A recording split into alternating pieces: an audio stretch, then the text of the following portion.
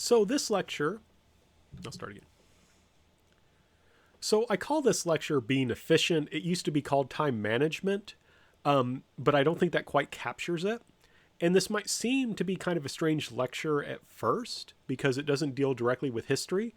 Rather, it's basically some life advice that I think is specifically suited for history students. It's things that I learned from being a history student and that I think, and that have been reinforced, or other things I've learned from having lots of exposure to history students by being a professor.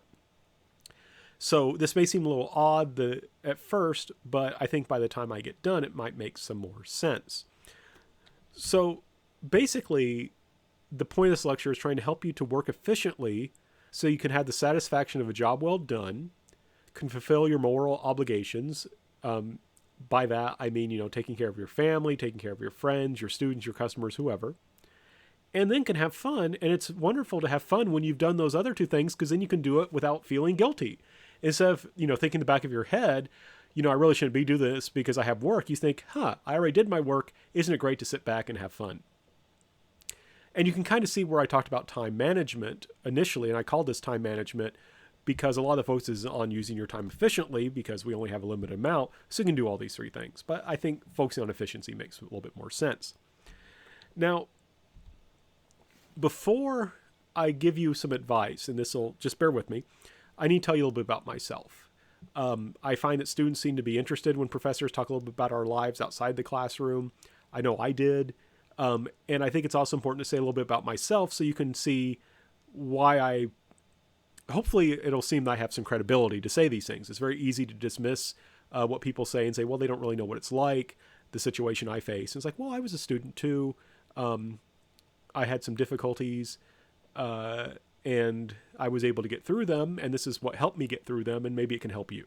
Right? That's kind of the idea. But this image, I chose this just to show one thing about my family, is that it's an extended family, right? Where we have 3 generations under one household. My parents live with my wife and I and our 2 children, and that's all of us celebrating someone's birthday. I think it was maybe mine, but I'm not sure. But we're celebrating the birthday together. So how did this all happen, right? How did this happen? So pictured here is a friend of mine from high school, the guy in the back, and his wife.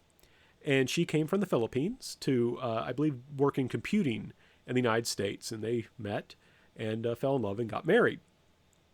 And she wanted her friend to come also to be in the United States so they could hang around, right? She wanted to bring her friend from the Philippines to the United States. So she was working really hard to find a guy. And she said, hey, do you want to meet my friend who's in the Philippines? And I'm like, well, no, I don't want to meet your friend who's in the Philippines because she's in the Philippines, right? There's plenty of other people to date who I don't have to get on a plane and ride on for 16 hours to go see, right? This is an issue. Long distance relationships are hard. And she said, well, but the benefit is that if it's not going well, you can just cut the relationship, right? You exchange some letters. If you don't hit it off, just stop writing, or just write a letter and say, it's not working. Let's do something else. And I'm like, okay, yeah, I guess it's not much of an investment. I could write a letter. And she's like, yeah. And here's what my friend is like. And the way she described her just sounded wonderful. So I was like, okay, I'll write her a letter. So I now need to move to the story of my wife, the woman taking the picture. But that's her just after her high school graduation. She's getting ready to go off to college. And so she had finished college and was working as a school teacher. And when we wrote letters, we sent pictures. And these are the 2 pictures she sent me, which I thought were very nice, right? This, what can I say? I was like, okay, there's something to this. And we kept writing letters back and forth. This is really old school. I don't mean, we did send emails occasionally, but email, it wasn't easy in this time period to access email in the Philippines. So, especially because she lived in the provinces. So we typically wrote letters. We fell in love via the letters. I went to go see her because of the way spring break worked at the University of British Columbia, where I was studying for my PhD. The first day we met personally in person was February 14th. And then I proposed 5 days later. And we'd exchanged letters for over a year, so we knew each other pretty well. And then we were married the following August. So we moved rather quickly. After we got things straightened out with immigration, she came to Canada, where I was studying in Vancouver, Canada, the University of British Columbia. There she is in the place where we lived, St. Andrew's Hall, which was an apartment complex on the campus. I think they were having a festival this day, which is why they have the bouncy castles. And then while in Canada, she got to see her first snow. Right, so she had fun with that. And I think it's funny how I don't know why she liked to stretch out her arms, but she did. It was very cute. Also, while in Canada, she became pregnant with our first child. Right, there you can see ultrasound picture. There's forehead, eye, nose, mouth, cheek, all that wonderful stuff. So we had our first child in Canada. Then we went to Korea together so I could do my research. There we are at the Changing of the Guard at one of the palaces there. There's our son eating some yummy food. There's my very hardworking and tired wife. Then we went back to Indiana, where I'm from, so I could write my dissertation. In Indiana, there are things like this. This is the Threshermen's Festival. And then this is my father, who went with us to the Threshermen's Festival. And there's my son in the wheel of some kind of piece of farm equipment. While I was in Indiana, I applied for a job at Eckerd College in Florida. And I ended up getting the job. One reason I got the job was it was a temporary job that had a unbelievably low salary. And that's just how things work when you want to get your first job. And it's no criticism against Eckerd College. The reason that the salary was low was because it was a part-time position. Not quite full-time, but still part-time. So they didn't pay as much. But my parents said, go ahead, you need the experience. We'll support you so that you can go out and do that. So my family and I moved out to Florida. And to give you a sense of the issues we were facing, I rode a bike to work because what was cool in Florida at the time, and I think they still do this, they have free pre-K. And my wife needed the car to drive our son to school and pick him up. And the college was only like 3.5 miles from our apartment. So I was like, well, I'll just ride a bike. In Florida, they're generally used to people riding bikes. There's really wide bike lanes. But the problem was I had to leave at about like 5:30 a.m. to go out and ride my bike. Which is why I'm wearing a reflective vest, because it was very dark when I rode the bike. You may say, why do you get out so early? And I'm like, well, it's Florida. If you ride a bike when the sun is risen, you're going to be covered in sweat by the time you get to your work. And I can't be covered in sweat to go teach. So I got up early in the morning and went and did that. And that gives you a sense, we just didn't have a lot of money that, I bought the cheapest bike I could, and then I rode a bike to work. While we were in Florida, my wife gave birth to our second son. There's our first son, David, at Mari, and our second son, John, that he was born on Halloween. So he's only like 3 days old here. And I just love this picture because he just looks so miserably cute, if that makes sense, right? Babies, when they're newborns, have these little squishy faces. And they have to wear gloves on their hands because they have sharp fingernails and they will scratch their faces if you don't put gloves on them. But very, very cute. And they grew up well. I got my job at Lander University, which was a permanent job, unlike the Eckerd one, which was part-time and was only available for a certain amount of times, only available for a certain number of years. So I was very happy to get the Lander position. Really love it here. And there's our sons at the Christmas party at Lander enjoying cookies and hot chocolate. And then here's a more recent picture of my wife and our two sons. And you may be saying, okay, what does all this have to do with efficiency? Well, here's the thing. If you look closely at this picture, you'll notice something. And that's that my wife is wearing something really weird, right? This is in front of the Children's Museum of the Upstate. And she's wearing ankle braces. And she's got these kinds of shoes, flip-flops on. And the reason she's wearing that is that shortly after she gave birth to our second son, she developed some problems with her lower body, and it's the skeletal system, basically. Basically, she was twisted, and this caused massive pain in her pelvis, her hips, and her feet and legs.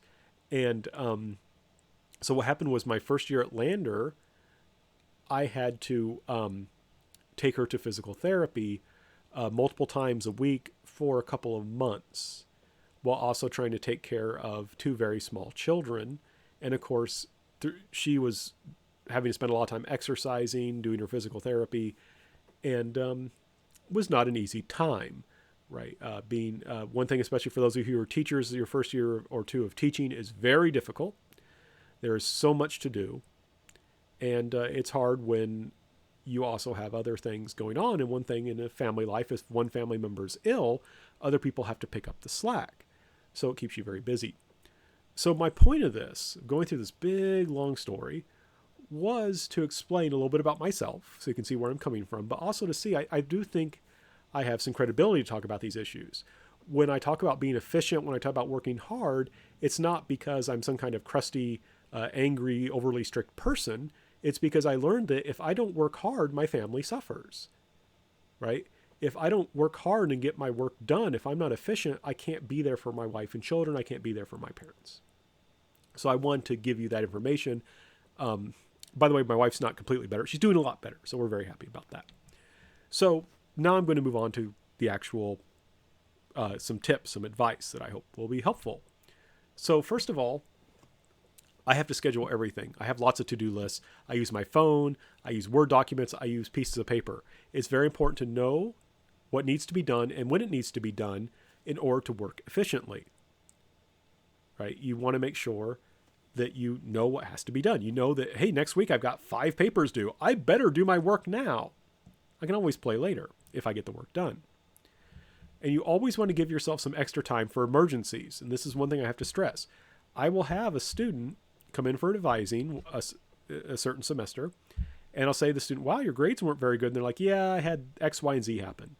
I'm like, okay, well, just try and give yourself some extra time, maybe scale back your activities, maybe take less classes. So they come back the next semester. Grades weren't very good. Well, I had X, Y, and Z happen. And this happens every semester.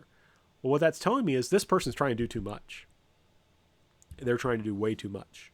That's why they're having trouble. They're blaming it on all the surprises that happen, But if I go through a week where nothing goes wrong, where someone doesn't give me extra work all of a sudden, that's a really weird week.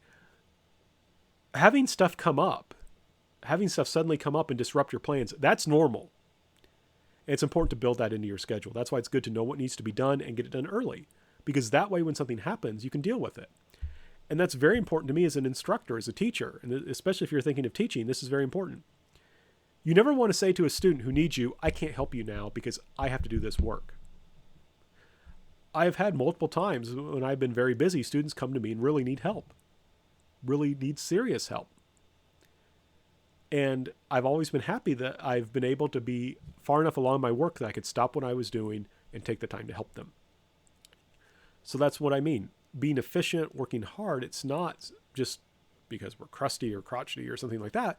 It's because we want you to be able to fulfill your moral obligations. And it feels good to be able to do that. I could sleep well at night saying that student needed me and I helped them. I couldn't have slept well that night if I said, well, that person needed me and I just had to let him go. So just some things about being efficient, right? First of all, sleeping. People sacrifice sleep like that's the first thing they sacrifice. You don't want to sacrifice sleep because eventually you become inefficient. Days when I don't get enough sleep are days that I don't get much work done. It'll take me half an hour to do something that should only take 15 minutes because I just can't concentrate because I'm sleepy. People skip eating or they eat food that's not nutritious. It's very important to make sure that you eat well. My wife is very good at that. Making sure that not only does she eat well, she makes sure the rest of us eats well, right? Do not be like Calvin. Do not eat chocolate frosted sugar bombs. Breakfast is particularly important. Don't skip breakfast. But if you find that you're not doing as well in exams, if you're not feeling well, a good thing to do is reflect on saying, how much am I sleeping? How well am I eating? And the answer is, well, I'm not sleeping much. I'm not eating well. That's what you got to fix. And that's why I tell students when a break is coming up, that's not time to go on a big trip. That's time to sleep. Exercising is very important, right? If your health is not good, if it takes you, if you get tired easily, that makes it harder to work. It makes it harder to study, right? Strong muscles work more efficiently than weaker muscles. Now, it's hard to exercise because we don't have time. But if you could just work in half an hour walking a day or something like that, I mean, you want to talk to your doctor, be careful if you have various conditions that can make that difficult. But any kind of moderate exercise is typically good. And what I try and do is I try and listen to interesting podcasts while I'm exercising. That's how I can multitask. I can, walk while also learning something about Japan that I can maybe use in one of my lectures. When you study, you want to be attentive to where you're studying. Are you studying somewhere where you're actually learning, or are you studying around people who distract you? When are you studying? Are you studying when you're tired? How long are you studying for? Right? And this is one of the problems with cramming, right? Someone may sit down and try and cram for 8 hours. That's terrible. It's much better to try and do 2 hours over 4 days because you just get too exhausted. And again, with studying, it's very important to avoid distractions. That's a time to turn off your phone, turn off the email, and so you can really focus, because we can't really multitask, right? You can multitask, like I said, walking and listening to a podcast. That's fine. Just be aware of traffic. But you can't really multitask checking messages while listening to a video, right? Like this lecture, right? When you're listening to this lecture, you want to focus on the lecture. You want to focus on taking notes. But if you're trying to listen to this lecture while occasionally message, you're just going to get distracted. You're going to do two things badly. So one other thing I want to point out is it's important to have fun, right? It's also important to have fun. It's good to take short breaks with natural endings, right? So for example, I'm going to study for an hour and then I'm going to let myself watch 10 minutes of a YouTube video. That's great. The video's over. You get back to work. I'm going to take a walk. I'm going to walk around the dorm 3 times and then I'm going to get back to work. Those are things that can really help with that. Those are things I do that help me to keep working, to stay efficient. It's important to have a natural ending. If you're like, well, I'm going to play a video game like Civilization 6, which is famous for just one more turn, it's not going to have a natural ending. You're just going to keep playing. You'll be like, oh my gosh, my break was supposed to be 5 minutes. It lasts an hour. Make sure your leisure time refreshes and energizes you, right? You don't want to do something fun that doesn't really help you. And here's a trap that people fall into. They will know that they have work to do. Instead of doing the work, they won't actually do something that's really fun. They'll do something that's just a time waster, like they'll play Candy Crush or Angry Birds or something that really isn't satisfying. It's much better to pick something that refreshes and energizes you, right? So typically, for example, every night I will play the game League of Legends with our eldest son. The younger son's too young. And I look forward to that all day. And it's a great reward for having worked all day. And I find that when we're done, I feel refreshed. I feel energized. I feel good. That's something that's good. But if your leisure activity is not doing that, stay away from it. This is a big thing that I think is very important. And that's having healthy relationships. And it feels weird to say it that way. Like it just seems kind of fake. But it's important that you surround yourself with people who make you better, make you a better person. If there's people who are bringing you down, who make you a worse person, stay away from them. Do not become their roommates. Do not spend time with them. Cut them out. It sounds really cruel, but you don't want people to drag you down. So let me give you an example. One of the biggest times I catch students plagiarizing is where it's clear that one student has copied off of another student. So typically what happens is this, and happens multiple times, is that I'll have someone who's a really good student, and then they will turn in the exact same response paper as a student who's not so good and has not been performing well. And I know what happened is that poor performing student went up to the good students like, bro, you got to help me out. I haven't been doing my work and I didn't do this and you got to let me see it because of reasons. And you're like, okay, I'm going to let you see it. And then the person doesn't even copy it well enough that I can't catch it. And then I have to, both students have to be punished. You don't want people like that in your life. That kind of person is just a sponge, is just going to take, and take. So you're like, oh, I got to help this person because I feel bad for them. Let them suffer. My late penalties aren't that bad. Let them do the work. If we truly care about someone, sometimes we have to, let them suffer and learn, I need to do the work. Don't let them bring you down. And what happened in one case, and I have to be very careful here because I don't want to give the student's identity away. I had a student do this twice. And it's like, wow, why are you letting this person bring you down like this? Why are you letting this person do this to you, right? It was the same pair of students each time. Again, I know because one student was an A student, the other person was like a C student. I know who was getting the other one to let them copy, and they did it multiple times. And I really had to throw the book at them to get them to stop. And later that student asked me to be a reference for them, and I said no. Why would I be a reference for you when I busted you for plagiarism several times?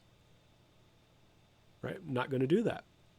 Now, the moral of this, what's nice though, is that student did recover. That particular student, the good student, straightened up and avoided that other student, and things got better. But the key thing is, don't let people like that take advantage of you. They're not worth your time and effort. And if you're like that, change your life, please. Don't be a sponge and bring down other people's lives. I've seen that happen too much. Student groups can be great. There's clubs, there's fraternities, there's sororities. All those things are awesome. They can make college really great. They can help you build relationships that'll help you all throughout your life. But it's important to remember, first things first, make sure you get your work done. I've seen students who are officers in various school organizations spend all their time on that organization, and then their grades suffer. And that's a problem if you need a specific GPA. It's a problem if you need a reference, right? If you want to be a teacher and you put your student group that may have nothing to do with teaching ahead of your school work, please do not ask me for a reference, because I will not give you one.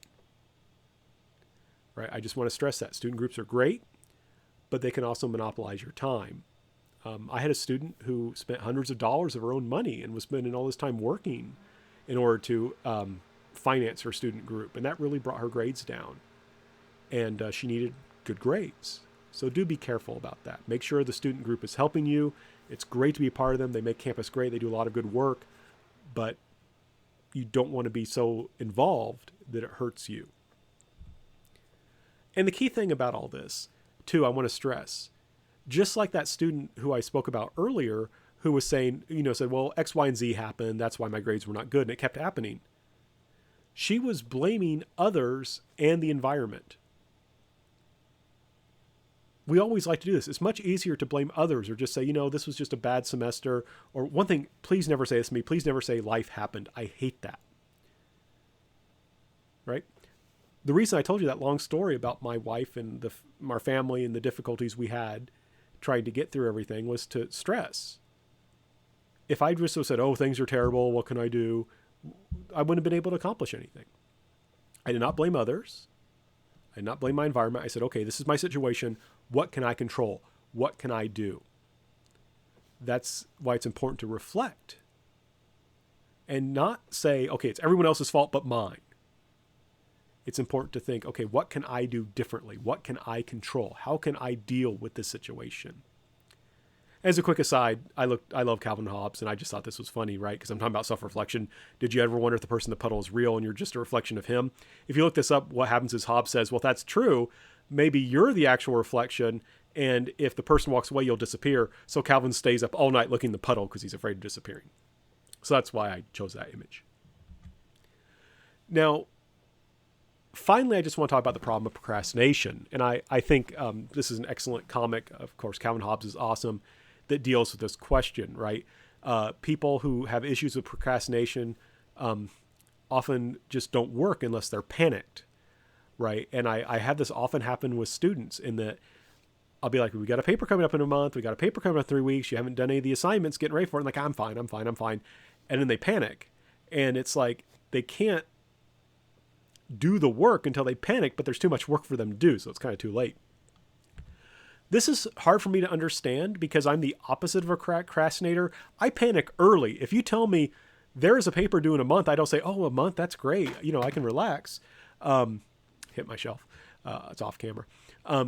I don't say, oh, I've got a month, I can relax. I say, oh no, I've only got a month. I need to do the work now. So it's really hard for me to understand this issue. And I don't mean that rhetorically. I don't mean like, how I can't possibly understand these people. I just mean my brain is just wired differently. I don't have an issue with procrastination because I tend to panic early. Now, if it's simply being lazy, that's easy to deal with, right? That's just do your work. Just do it, right? Then it's just an act of the will. You just need to do it. But for others, there is this kind of issue with the need to panic to work. I had a friend of mine whose wife had very bad ADHD. And the way he explained it was that she just can't concentrate until she panics because that releases certain brain chemicals that help her to work. I'm not sure how much I accept that. I'm not a medical expert. But this can be very hard for people to deal with, right? Where they need to panic to work. And I'm not sure what to do with that. sometimes realizing the problem can be helpful. The problem I have when people just say, well, that's just the way I am, I think we can change if we want to. I think people often don't want to change.